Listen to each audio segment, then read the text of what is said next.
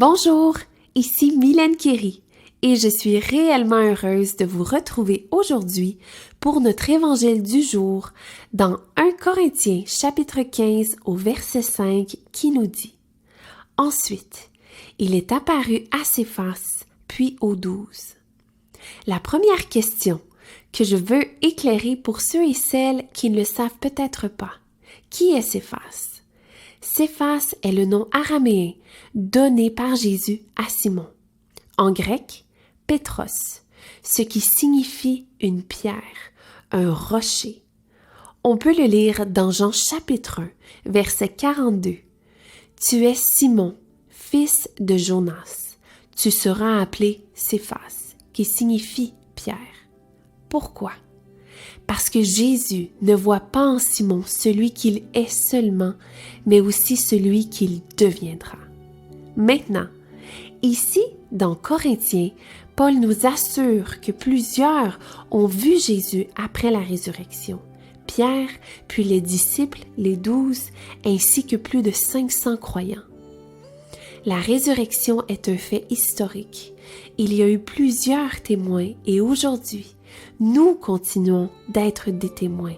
Nous en sommes la preuve vivante. En tant qu'enfants de Dieu, nous sommes la preuve vivante de son sacrifice à la croix. Nous sommes la preuve de sa grâce et de son amour inconditionnel. J'aime ce que l'auteur Timothy Keller dit. La résurrection fait du christianisme la religion la plus irritante sur la face de la terre. Et ça m'a fait bien rire. Mais oui, les gens, lorsqu'ils nous regardent, sont constamment confrontés à la vérité de qui est Dieu.